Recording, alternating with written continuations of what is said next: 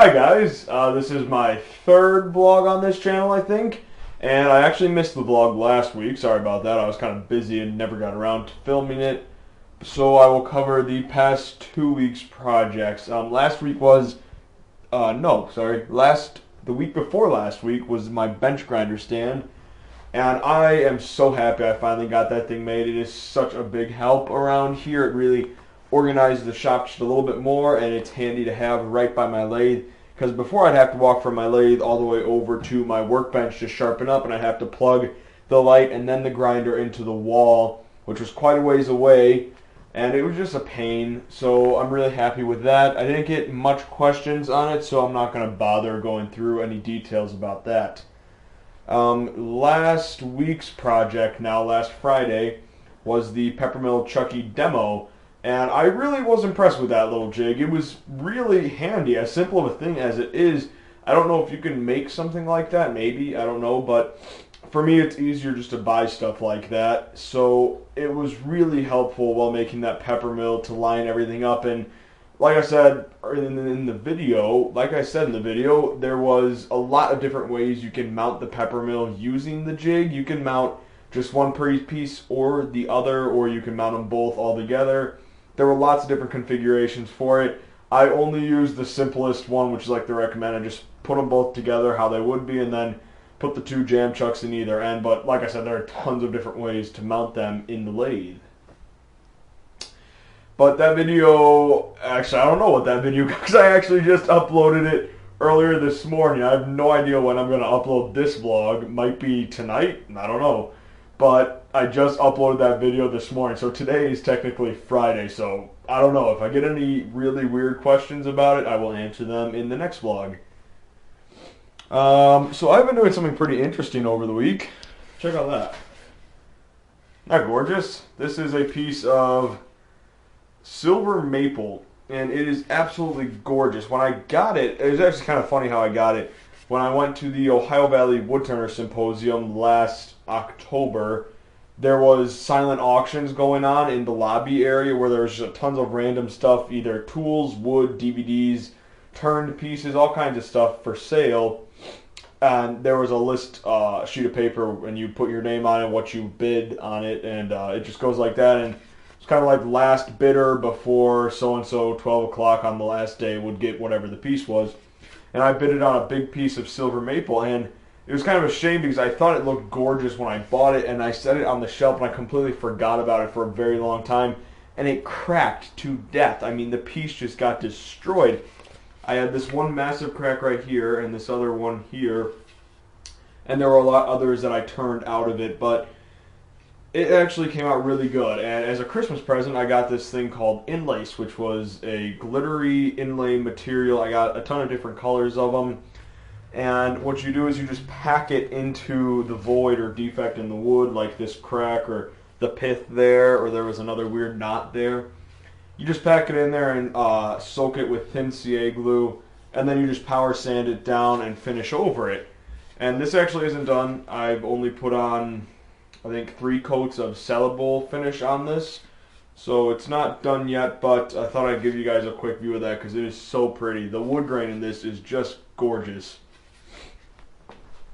So last week in the vlog, or 2 weeks ago actually, I was saying how I was suffering some kind of a lack of motivation for some weird reason. I still don't know why. I just hit a plateau and I couldn't shake it, and I don't know why.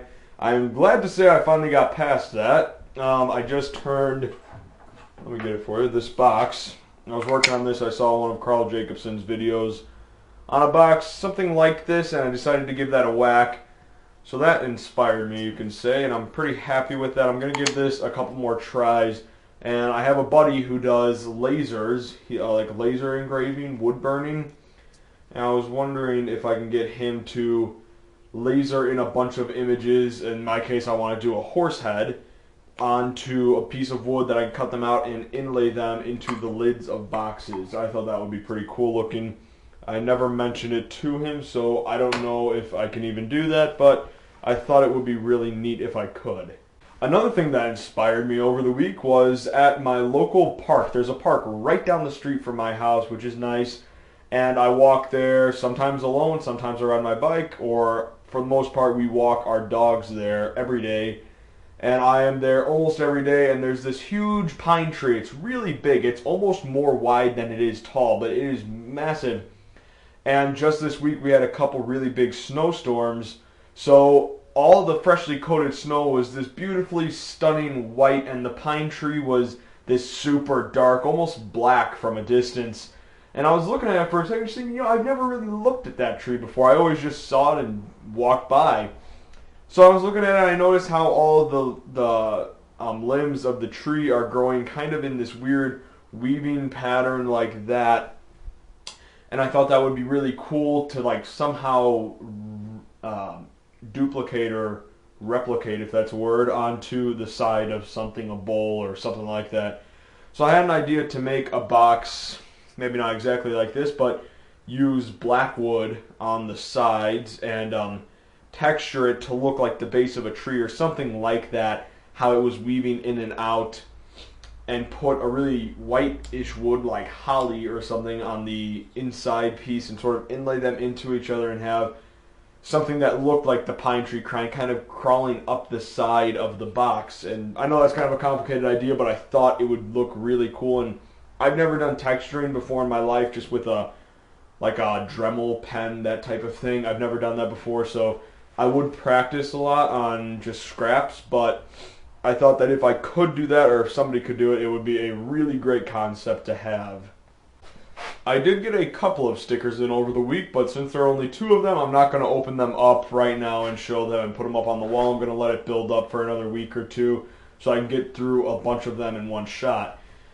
But I do have some news about stickers. My old sticker looked like this, and I actually did something kind of weird with that. I had them printed at Staples, but Staples doesn't really print stickers, but they do print labels.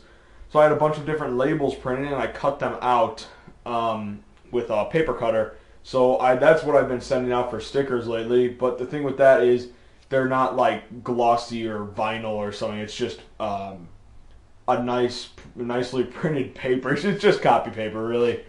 But they worked, and I was shipping them out, and the only advantage to that is that they were super cheap. But I just recently discovered that one of my printing companies online that I got my business cards at, Vistaprint, they now make stickers, or maybe they did before and I never knew. But I got done a lot of that. I placed an order for 100, I think it's a 2x4, no, I think it's a 3x4 inch rectangle with my logo on it. And here's what my logo looks like. I just designed that over the week, and I'm pretty happy with that. Pete's Wood Creations. I thought that looked pretty cool. I like the log stack along the side of my name and the logo. So that's what the new stickers will look like, and I paid extra to get them to be glossy. So that is what I'll be shipping out now, professionally made stickers. So again, my address is always in every description of my videos, the recent ones at least. Go down there and you can send me a stamped, self-addressed envelope, and I'll get a sticker out to you. Or if you want, we can just swap stickers. Just send me an email, which is in all my descriptions as well, under Contact Me. Send me an email saying you want to swap stickers, and we can swap addresses, and that way you don't have to do a stamped, self-addressed envelope and pay postage and everything to ship me one of yours, and I'll ship you one of mine in return. So please do that. I'm trying to cover up a huge section of my wall right there completely with stickers. I want to collage it over with stickers from people all over the world. So I think that's pretty cool, and hopefully you guys can help me out there. So even if you don't have shop stickers of your own with a logo or something on it, I will gladly take just, I don't know, some kind of a cool sticker from a store. I don't really care, just a sticker of any sort, ship it to me, and I'll get my sticker out to you in return. I think that is about it, so I will talk to you all next week. See you later.